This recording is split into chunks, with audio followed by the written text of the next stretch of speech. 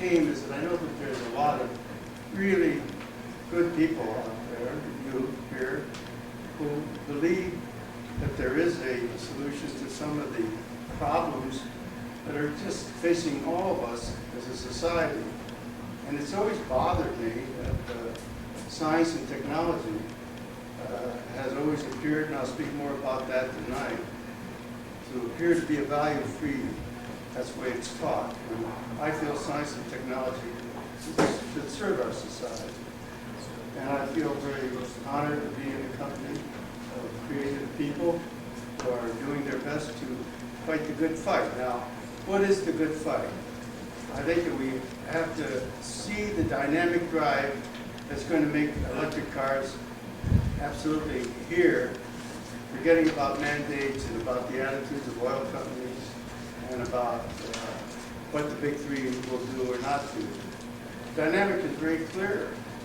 You can't have the pollution that we have, burning of fossil fuels. You cannot have the worst pollution of all, that is wars over the location of oil, which is taking place. You cannot have the generation of our cities because there's no jobs unless you have new industries.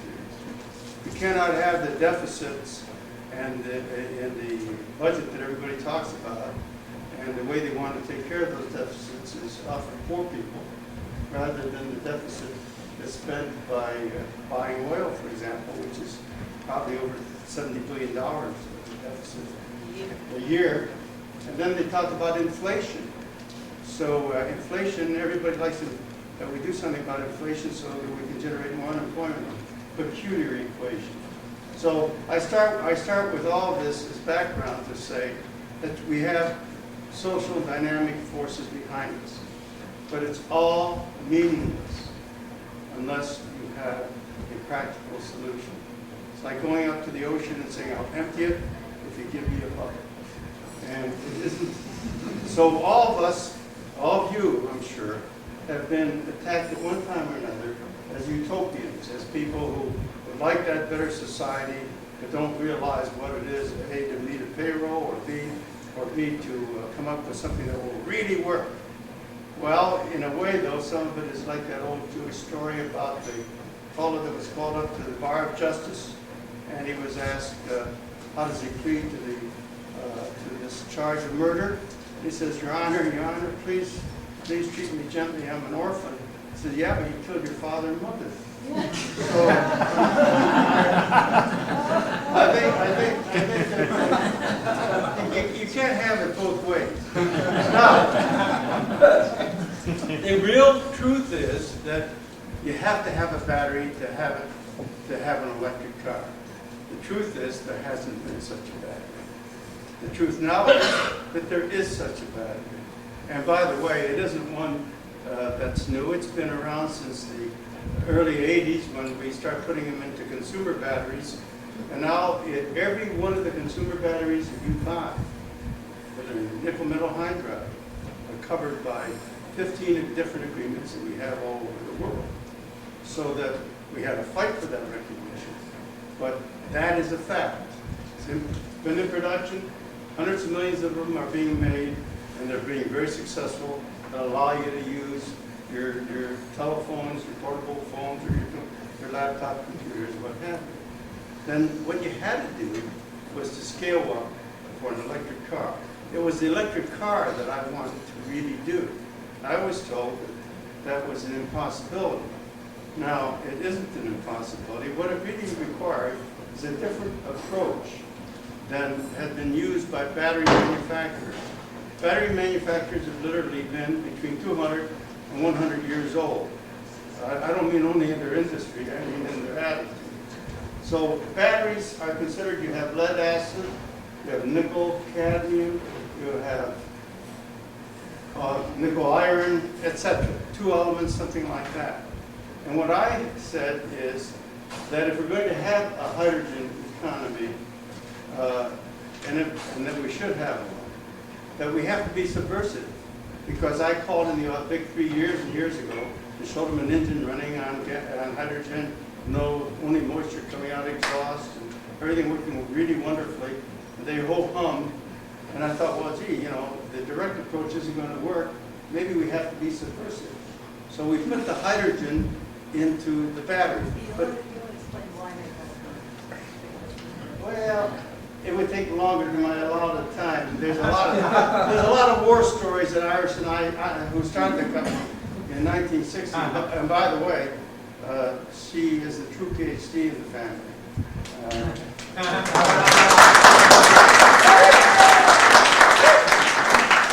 And we started out with our values that we are not going to do anything we don't believe. We're going to live our politics through our work. And we are going to do that until we die. So now let's go on. The point is that what was needed is a realistic approach to new batteries. Well, there isn't any just magic element. You're not going to pluck just lithium here, or say carbon here, and expect that you're going to just have a battery. What you really needed to do was to look at it from a fundamentally different aspect. And I call that the physicist battery. This is not to insult any chemists in the audience. Because what we do to make hydrogen, I was born and raised in Akron, Ohio. And if you've heard of the Hindenburg syndrome, you're only hearing the fact that nobody knows who Akron, Ohio is. We lost, when I was a kid, the headlines were blaring in the streets. We lost the Akron dirigible, we lost the Macon dirigible, and then we lost that all to hydrogen. Hydrogen, I would not use as a gas. I would not use as a liquid. Hydrogen only can be used if it's in a solid, if it's bound into a material and is part of that material. That's why it's called nickel metal hydride. Now, nickel metal hydride, in order to be useful, has to be able to have an electrode that gives up a lot of the hydrogen ions that go through the electrolyte and be captured in another negative electrode, which can accept a lot of hydrogen. And it is that kind of simple idea that makes for nickel metal hydride. And you discharge it by just reversing it. And then I thought the only way, since Iris and I were pioneers, in fact, when I first started in 1955, we were the only ones in a field that is very, very, very popular these days. If you're in physics journals, you read about the sort of materials, amorphous materials, that's our field.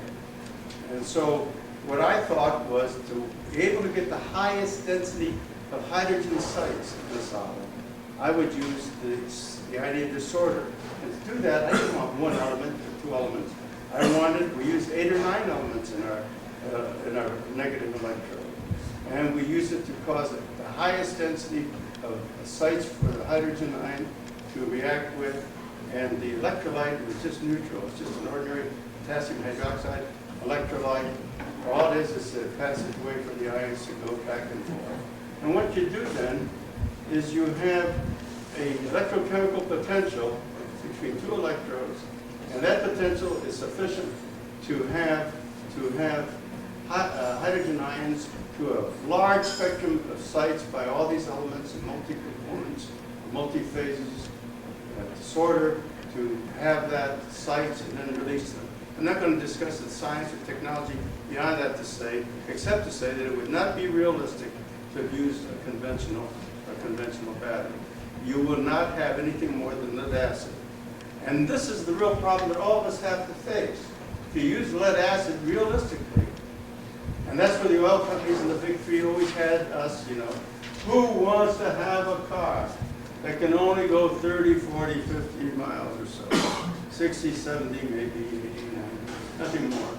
And you have to replace the batteries every 10 or 15,000 miles. And you can't have any speed. It's just a golf cart, and it's and.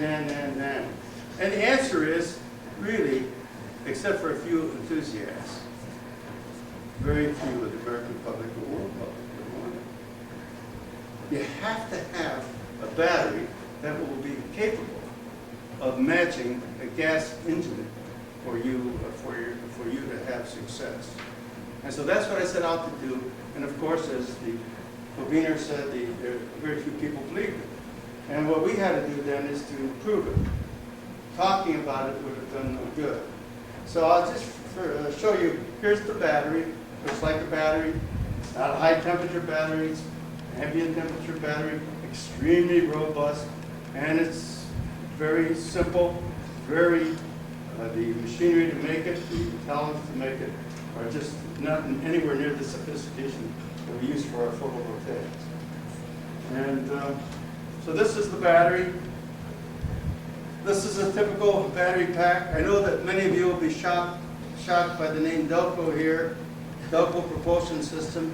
Well, the truth of the matter is that we were chosen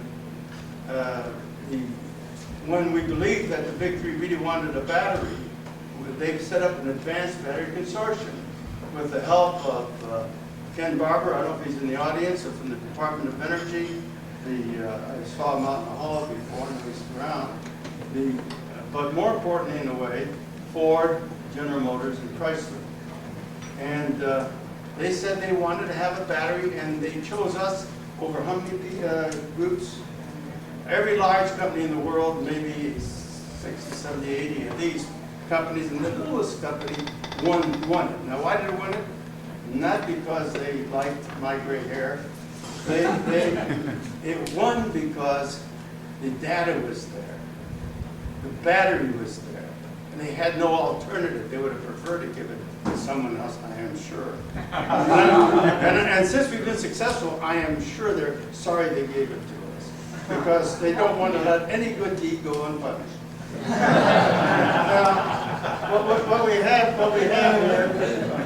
we have here is the kind of capacity which allows you, and so when I said Delco, it turned out that after that, we made a relationship with Hyundai in Korea, and we'll talk more about that a little later, but Hyundai in Korea, and what happened was really that General Motors approached us. We put our battery in their impact car, which they didn't believe would work. They didn't believe we could put it in their car. And the first installation just took out lead acid, put ours in, and went over 200 miles on a single charge. Well, the bells start ringing even in that giant bureaucracy. And we then signed an agreement with General Motors. And I'm not sorry for it. Because if we're subversive on the one hand, we also have to have a vehicle to help make this possible. We can't do it only with you. You can be public opinion. But do you have any idea of the hundreds of millions of dollars that is being spent by the oil lobbies and by the Big Three, and the kind of uncivic activity that they well, buying politicians isn't something you want to teach in civics, is it? No. So what I'm saying is that having the biggest company in the world working with us was a necessity, and I'm working with some very good people. Does that mean there aren't any bad people in General Motors? Well, answer that yourself. But I'm working with very good people, dedicated and committed to building an electric vehicle industry. And that's all we have, that we need that. We need that. We're not out to be a minority, to meet in these kinds of rooms only with those people who believe. I don't want to give a talk only to the believers. We have to win over the others. And the only way you can win is through the actual product and nothing else.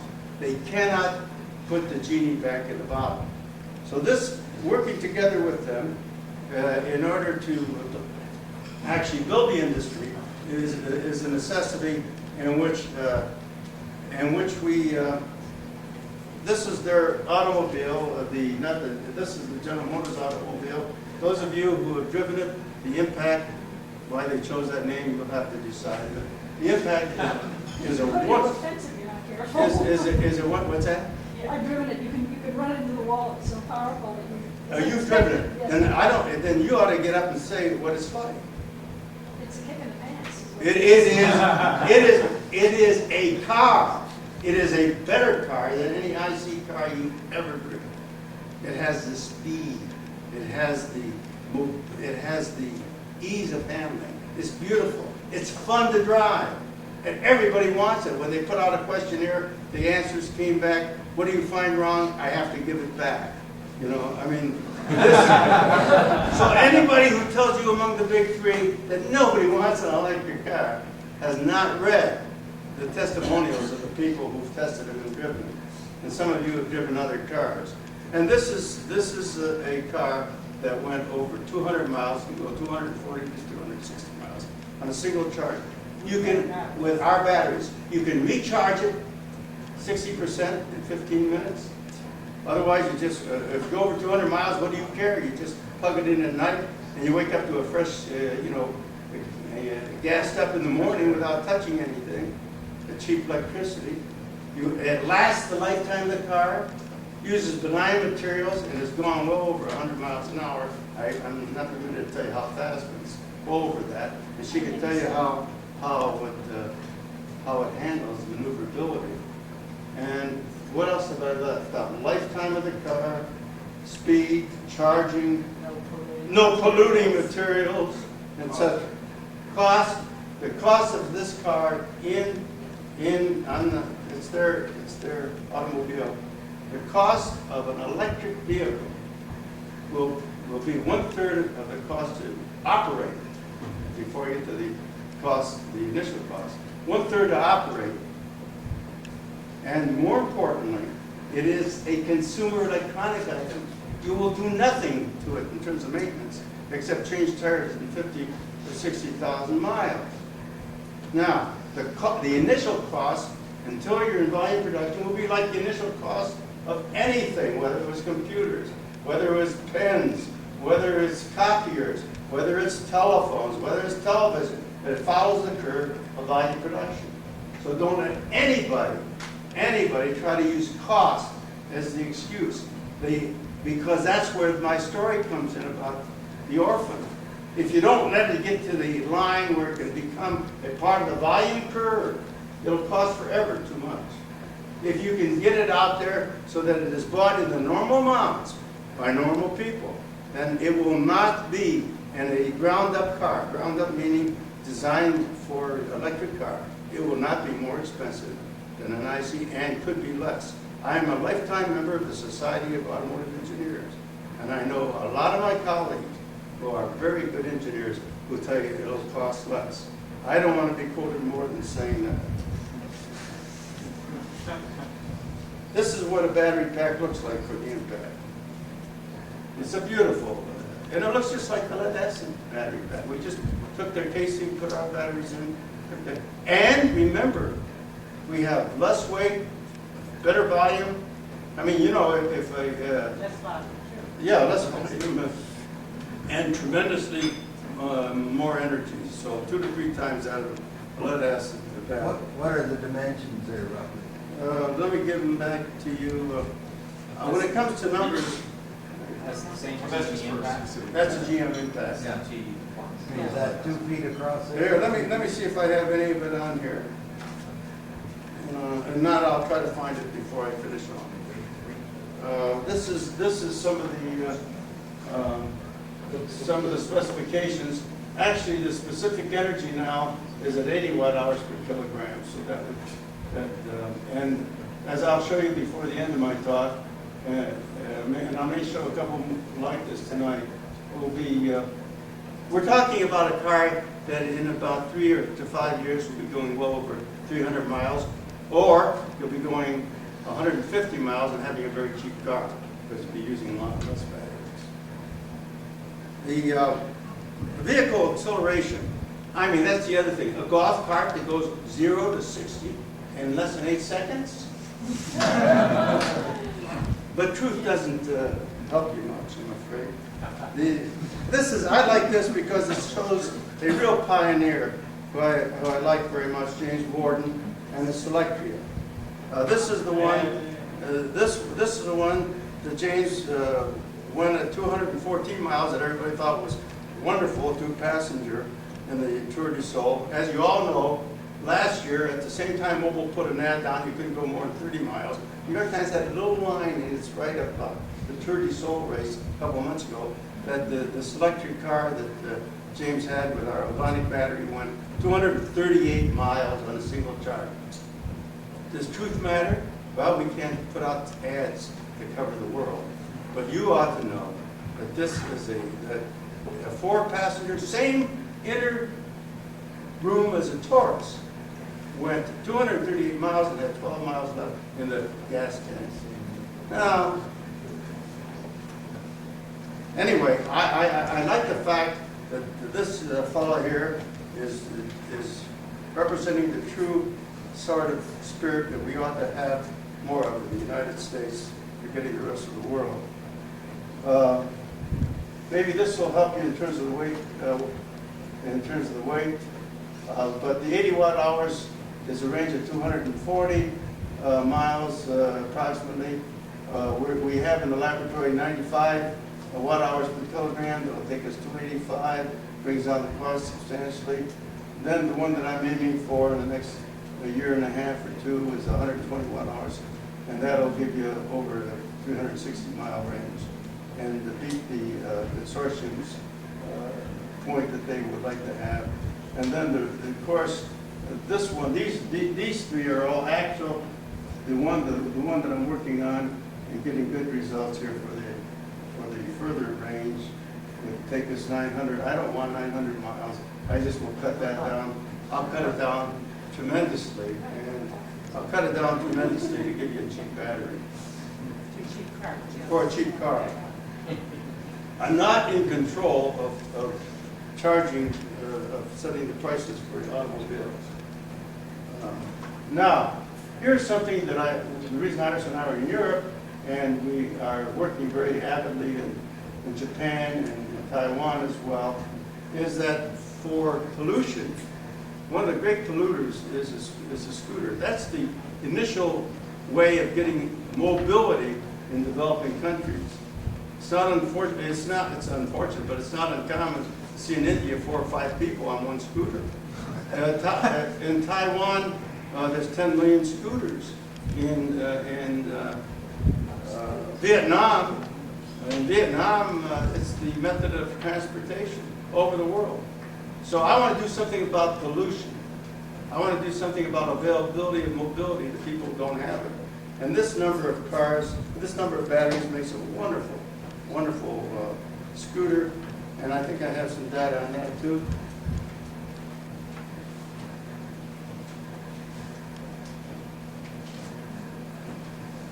The range is here in terms of gasoline and in terms of our ionic nickel metal hydride. And you can see how much cheaper it is, what it does about fuel costs. And remember, the fuel that we're replacing is oil, which is expensive and dangerous. And the range, I think, it speaks for itself. And this is at the present rate of present production batteries. So we think we're doing something about a very important point here in terms of mobility. And I thought that you might be interested in this as well.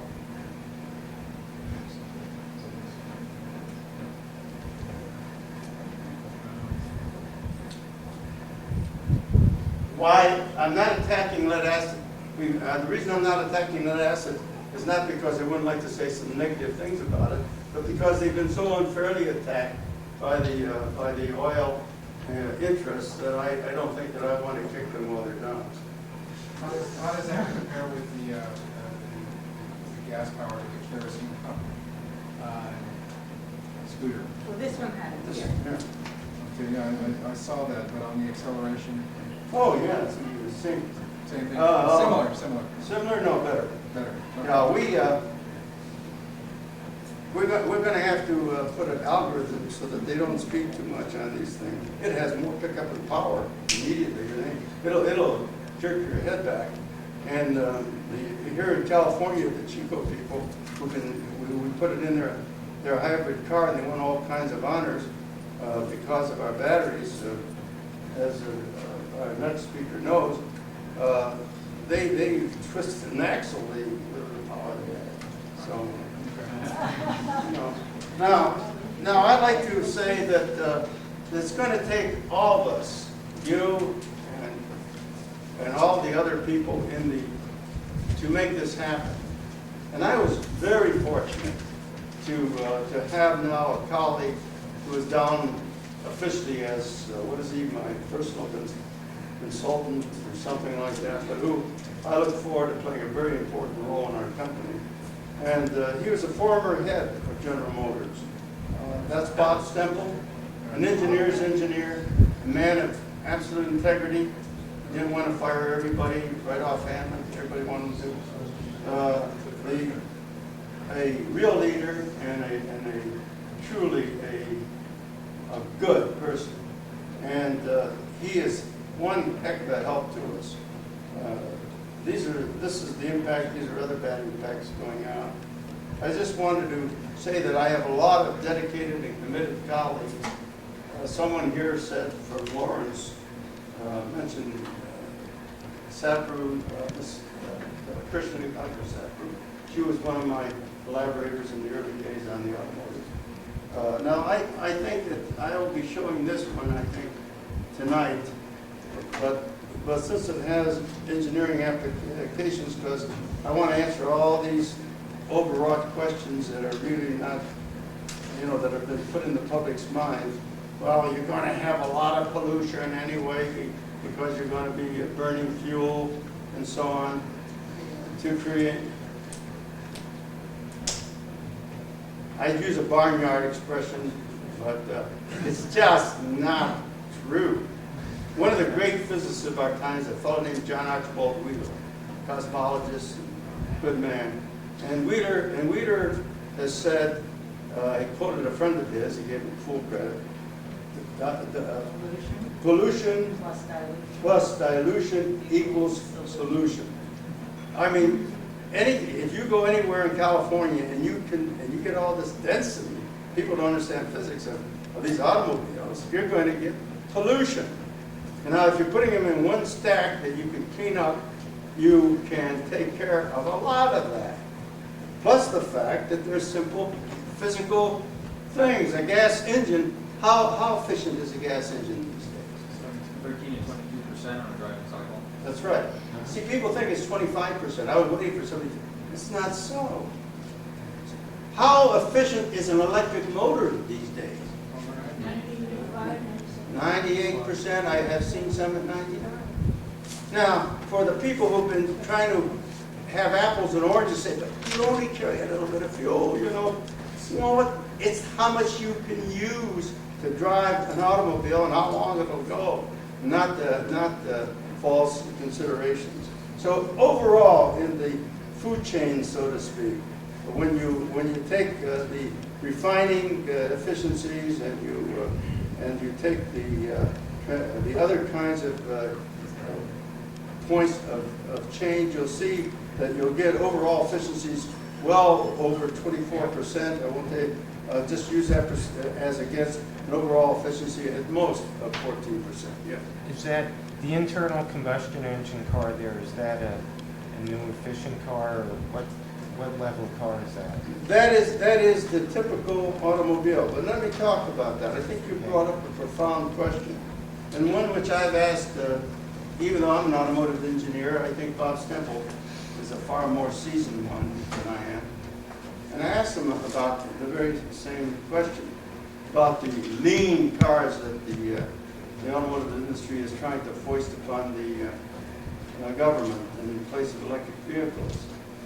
And would you like to have? See, this isn't going to take over the entire vehicles that are being sent. No revolution happens like that. Anybody who tells you it's going to happen overnight is wrong. We are in a transition time. That's why I look upon this thing historically, and I refuse to get excited about all these crazy statements that are made. I've lived through this in historical events all my life. The fact of the matter is that the more efficient gas engine, as you sell more and more cars, you're not going to really decrease the amount of emission. It is basically unsound to use gasoline if you're going to help them. Now, how much will you help them? Well, it turns out that, first of all, as you know, the modern automobile has now almost 30% of the car is an electronic controlled car now. And in order to get these emissions, you're going to have to spend more for these clean burning cars than you would for an electric vehicle. And the slightest deviation in the electronics will throw you off so that you don't achieve what you ought to be getting, in a test stand. So it is not an answer. Would I encourage the companies to do it? Anything that helps. But we don't want to have fool's gold here. There is no answer to this problem except real zero emissions. And taking into account the energies that you have to drive anything. That's what it is. You have to face up to it. That's what it is. And are there other approaches that will be helpful? Well, you're going to hear from one, very creative one from the next speaker. You'll hear about hydrogen, I'm sure, from the other speaker. I think you're talking about the fact that once you get away from the psychological mindset that the big companies are absolutely focused on. Remember, they're mature, they're cyclical, and they're threatened by technological change, and everybody is, whether it's an IBM or whether it's a newspaper these days. So I'd like to close by saying that I have sympathy with them. But now, I may use this tonight too, because there's others that are not here. But I have friends there. I grew up in the automotive business. That is, from ground up, I built machinery in Akron, Ohio for the tires that drive, automobiles drive on. I'm a toolman. In fact, I'm the only president of a company I know of who's also a member of the union. The union.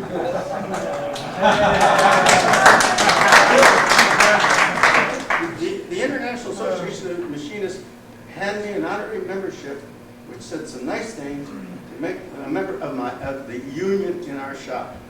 Now, I challenge you. I put it up there, and it freaks out the automotive types, I got to tell you. Now, first of all, how are you going to have automobiles if you don't have good-paying jobs? I mean, we'll take some other discussion on that later, but I want to talk about technology now, because technology does drive our society. You have to have technology. Don't let the people who have ideas that we're going to live better in caves lead us on because they wear the same shirts and have the same beards. The point of the matter is you have to have technology. Is who's it used for and for what purposes? And that's what we want, and that's what you're all fighting for, is that better world based upon the use of technology for the purposes of advancing our civilization. I'll speak more about that tonight, but I just want to say that I came here because I'm a soldier in the fight with all of you. And I'm a resource to you. And you and we have to work together to change the world. Thanks a lot.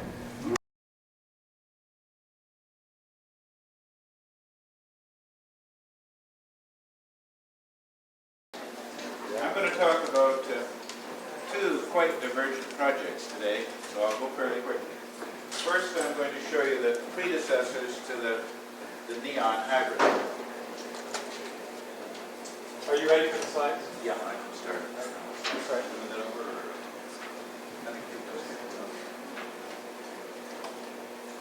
We built a solar car some years ago, and it was one of the best ones in the U.S. sun race, so it was sent to Australia, where it won the two-seat race across Australia. On our return to this country, we found there was actually money waiting for us, a couple $100,000. The state voted to do something. And this just doesn't happen in academia. You submit a proposal, they consider it, and they tell you no. But this is only academia. In this case, the governor had decided that we'd probably do something good with the money, and he set it aside that we really better get a proposal in pretty quick. So there was a certain amount of thinking going on, and I realized that the sun only gives us a kilowatt per square meter to get all of it. And that really isn't enough to drive a car. You can leave a car parked in the sun all day and get enough power for limited driving if you put solar cells on top of a regular car. At any rate, our approach was to try this, to build a solar car with two regular seats, not something that was really impossible to squirm into and was an impossible car. We also decided to make it a natural gas hybrid, so it could go as far as it could on sunlight, and then an engine would fire up and it would continue on the natural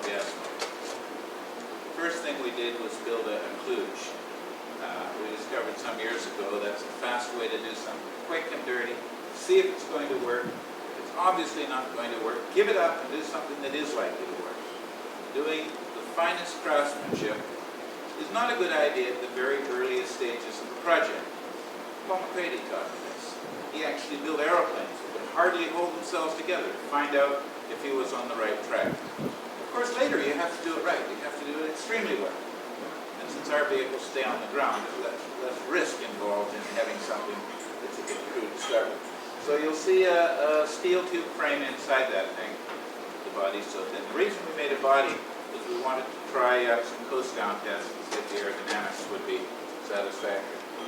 And here's the car as we first put it together. It's got a 4-cylinder motorcycle engine running on natural gas in the rear, driving the rear wheels through a 5-speed gearbox.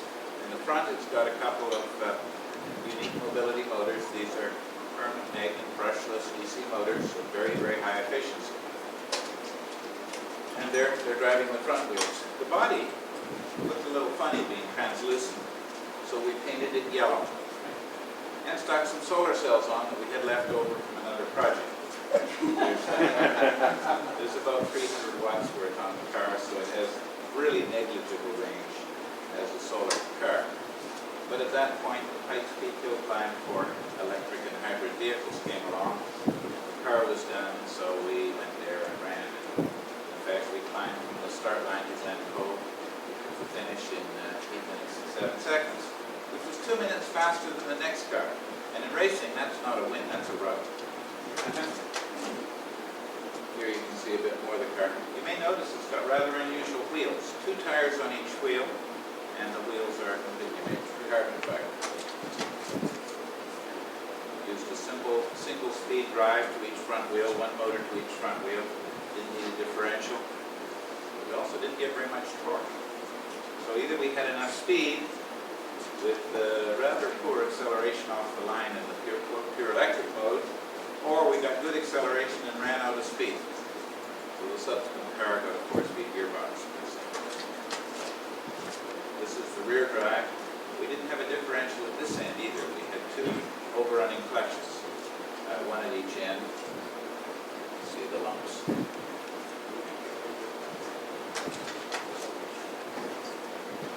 Because of this weakness with the 2 motors at the front, we fitted yet another motor to the rear, another unique mobility motor, driving through the motorcycle gearbox, through the 5-speed gearbox. Now we had enough torque, at least on the rear axle, to really get going. And this is the way we ran it at Pikes Peak. Incidentally, the neon you see out in the parking lot is a very similar arrangement. There's a silent link chain instead of a roller chain, but otherwise it's essentially the same thing. We're driving into the input shaft of the transmission with the electric drive, and of course the IC drive also drives there. More on the double wheels. The strategy behind the double wheels is that we run negative camber all around like a racing wheelchair. Only the inner hard tires actually touch the road. There's extremely low rolling grade. Unfortunately, there's not a whole lot of traction either. But when you go around a corner and the car rolls, because of the nature of the suspension geometry, the outer tires come down on the outside. And they have softer rubber with a larger gripping surface and lower tire pressure, about 35 psi on the outer tires, 80 psi on the inner tires. So we get lots of traction actually in the turn. And when we step on the brake, these are active suspension members. They're pneumatic struts.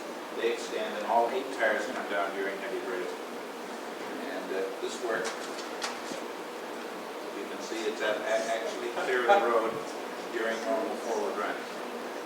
By the way, this is one of the areas still left to us building extremely efficient vehicles. Everybody is building vehicles just as light as they possibly can.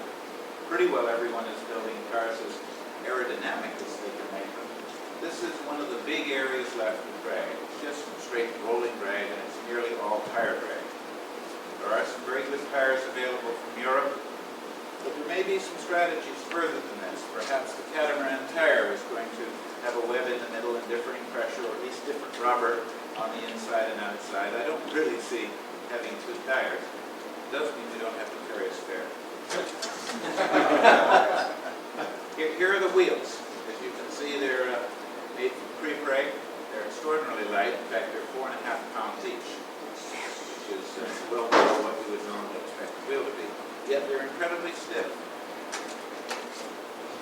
This is the second body and chassis. Now it was time to build a good one. This is phenolic honeycomb core, carbon fiber skin, tough, just like a GTP car or an Indian, no, not an Indian car, a Formula One car. And the body is also of a similar structure, only instead of having the honeycomb, it's got polyurethane foam between the two skins. The yellowish stuff is actually Kevlar, because if you put solar cells directly on carbon fiber, you get a short. As you can see, the body doesn't weigh a whole lot. In fact, the whole body and structure of the car is, how much is that, Jeff? Without glass, it would be about 225 pounds for the frame and body. So it's certainly on the light side. Here's the electric drive. We have two somewhat larger unique mobility motors. These are the 156 series, rated at 25 horsepower each. And they're chained together into a 4-speed gearbox, and it's transact, so we made it in the lab. The disc you see, I'll go back. That disc brake you see is the handbrake. It holds the car in a 30% grade, and the disc brake and the mechanical caliper with the double face cam and the lever and the control weighs just slightly over 1 pound. And those of you who build cars know, making a functional handbrake that really holds the car and doesn't weigh anything is a lot harder than that. This is the drive system. We have a deformable structure in the front of the car. It's probably the world's most expensive deformable structure. Those are the controllers for the unique mobility motors. At the prices that we had to pay, you're looking at about $14,000 for deformable structure. Here's the car with the body on and the solar panel on it. It's the American Tour de Sol and not Tour de Sol. Road rally to Disney. Very good, extremely well. What's that? Yeah, LA's Clean Air Road Rally, where it actually achieved 202 miles per gallon of road. It did just about the same in the American Tour de Sol. So, more on a city cycle and a pseudo-highway cycle, because the American Tour de Sol isn't really highway any more than Los Angeles is city. In fact, the speeds are about the same in both cases. We used the battery on the right, the SAF NICAD, primarily because we couldn't get any hydride. We just certainly used the that we made together. The one on the left is the good old silver zinc, which is just a marvelous battery if you don't want to run the car more than 20 days. You can see the battery installed either side here. This isn't focus. I don't see the focus. Pretty good. Right. This is the top of our 900cc motorcycle engine that really had quite a lot of modification. We equipped it with 2 separate fuel injection systems, one for natural gas and one for gasoline. So this is dual fuel. The yellow injectors are for gasoline. The ones at the bottom are the servojet injectors from BKM in San Diego. And the barrel valves you see down the carbon fiber trumpets are the throttles. These are sort of like the bungs on a wooden barrel of ale. So when they're lined up, there's absolutely no restriction and you have full power. But more important, when they're at an angle, say 45 degrees, they give a very high swirl to the incoming mixture. And it's a 4-valve engine. You get a lot of swirl at low speed and tumble at high speed, which gives it much better low-end performance. We had to do some other modifications to the engine. The spark advance curve was all wrong. So we fitted a Chevy Lumina, that's Cavalier distributor, to the end of one camshaft, and we programmed that from our computer. So we have computer control of both the spark advance curve and the fuel curve. And this enables us to tailor it to meet the ULS standard. Here's the car as it looks today. It's light. It's 1970 pounds. 11.4 kilowatt hours of battery, 120 horsepower ICE engine. It's a high-performance vehicle, and yet you can really drive it anywhere. You can drive it in gasoline, you can drive it on natural gas, you can get it. And in the city of Vancouver alone, there's 103 natural gas stations. So you can pull up any of the petrocan stations at compressed natural gas pumps. So when people tell you natural gas is never going to make it in this country, and I had a GM engineer tell me that last week, absolutely never ever will it. It's impractical. Yet in Canada they do it, in Australia they do it, New Zealand, Italy. So there are places that do in fact run vehicles on this fuel. It's very, very clean on a cold start, which is where the gasoline engine has the biggest problems. So we're attempting to make use of the fact that gasoline engines are really reasonably good on a highway cycle. It's not difficult to get a car running on a highway cycle, certainly one like this, up to quite high miles per gallon. In fact, it's possible to get a car like this over 80 miles per gallon just running on fuel. This electric drive is incredibly efficient because, as Stanford Ovshinsky has told you, the electric drive is incredibly more efficient than you'll ever get from the ICE. So you can get truly outstanding overall efficiency. A car like this is intended to run as an electric car most of the time. You get in it in the morning and you drive off. If you park it in the sun, it's going to get power. If you live in Seattle, you better plug it in, which you can do. When it runs out of electrical power, which is in about 100 kilometers, then the ICE starts up. And you can drive on. So you can use the complete battery. You don't have to keep half the battery in reserve, as most people do with electric cars. They don't drive to the bottom. You know, you've got them. You don't drive all the way to the bottom because you don't like having to find a long extension cord so you can move again. You always leave something in reserve. And I heard somewhere the other day that the average electric car never really goes below half battery. Which means that they're all carrying around half the battery and never use. Not below 100. Okay. Any like that. Okay. 1,000 heat discharges all. Okay, let me go on. Now into the other complete side of this, thermal photovoltaics. I think this is a good time to do my little demo. You guys ready there, guys? You like that camera? What we're going to talk, or what I'm going to talk about here, is a new method of generating electrical power. We use photovoltaics, but we don't point it towards the sun. We have a little ring of cells, you see them? Where are they? Can we turn that thing off? Lower. Lower, yeah. Just to light the candle.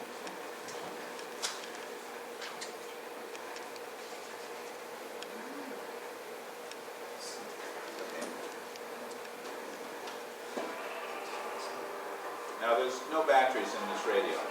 It's being run from the candle flame. It's not getting a lot of power. It's just a demo to show what can be done.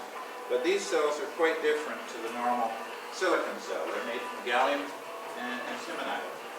And gallium antimonide is extraordinarily sensitive in the infrared range. So you don't have to have an incredibly hot emitter. What we do,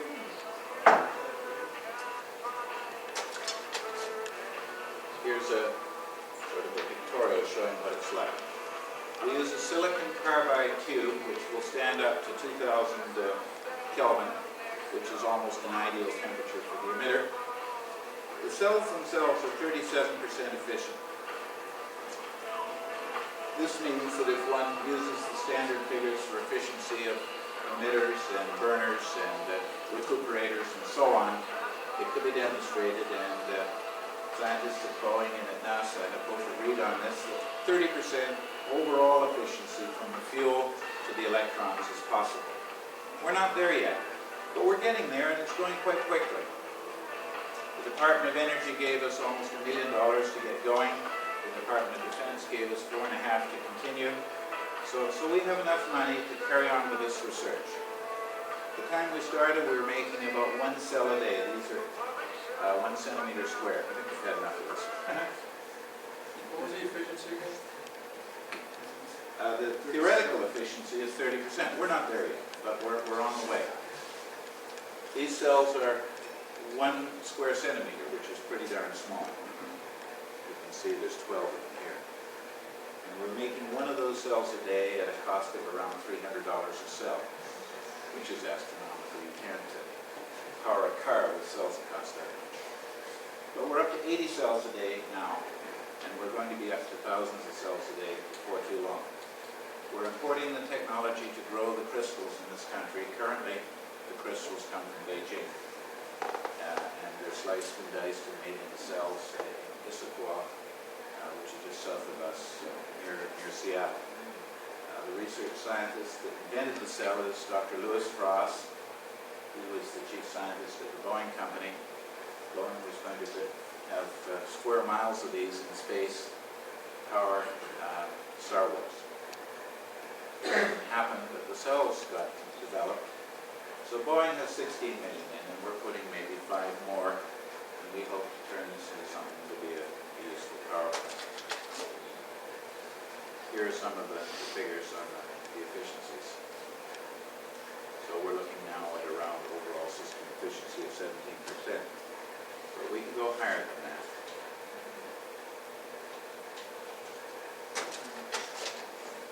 Here's one of the lab units. This is a water-cooled unit. And I'll go on. Here's one running. That's Dr. Frost in the background. JX Crystals is our industrial partner in this, and that's Dr. Frost's operation. They make the actual cells and the optical filters, and we make everything else at the university. Here it is running on black and white television. It runs that rather well. We have a newer unit that runs a color television. I don't have a slide of it. We're coming along, bits and pieces. You get an idea of how big the cells are there. This is a receiver. There are a string of cells vertically. They've got side mirrors that deflect the photons that would otherwise go on the junctions between the strings. They're deflected onto the cell to raise efficiency. Here's the crucial slide. You can see the curve from a 2000 K infrared source, and you can see where the power is. At the top, you can see how much of it you can get with a silicon cell. At the bottom, you can see what a gallium antimonide cell would get. So we're into a huge part of the range. These cells are intrinsically much more efficient. We run them at 1,000 suns, so the power density can be a great deal greater than we're used to with silicon cells. In fact, a single 1 centimeter cell can produce the same power as a typical 1 square meter panel pointing towards the sun. I won't go into that. We say it'll be economical. We say we can do it at 50 cents a watt. A lot of this is conjecture. Perhaps one of the best things about TTV is that we can use it for cogeneration.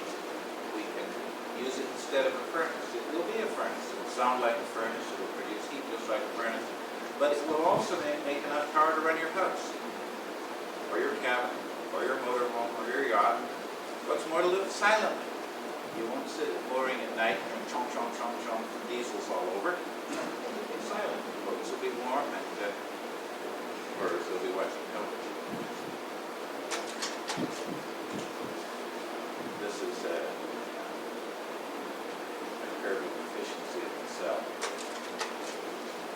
Here's what the emitter actually looks like. One of the developmental problems with this technology is making sure that the emitter is the same temperature at the top and the bottom. It should be uniform. A characteristic of solar cells in the string is that they behave as if they're multiples of the weakest cell in the string. So if you bright one end and dull the other end, the dullest cell will dominate the entire series string, which would lead to inefficiency. As you can see, this is brighter at the bottom. We've developed this up and down path so that we burn here. We mix the fuel in the air here, and we burn going down and go around the corner and go up with an emitter here. So the emitter is hottest at the top on the inside, and of course hottest on the bottom, on the outside. And the counterflow of heat down and heat up yields quite a constant temperature. We've made some further changes inside in the way of baffles inside the tube, and we've been able to get a remarkably constant heat flux all the way down the tube. We no longer have a problem with uneven heat. Yes? Did you say what you used for fuel? That is Well, we've used propane, butane, and natural gas. Natural gas is our preferred fuel. But by year 3, we have to be into liquid fuels. We have to be able to do diesel and gasoline as well. That's just burner technology. Nothing is trivial, but we expect that will be enormously difficult. This is quite obviously a competitor to the fuel cell. The efficiencies are not as good as are being claimed for fuel cells, even our theoretical efficiency. But we start with the same fuel that a fuel cell does, natural gas. To run a fuel cell, you turn natural gas into alcohol, you turn the alcohol into hydrogen, and then you count the efficiency after you started with hydrogen. If you take the whole cycle, it's a different thing. So we think we're going to be very competitive with fuel cells on power density, efficiency, and we think this is a viable technology. It's too soon to tell what the winner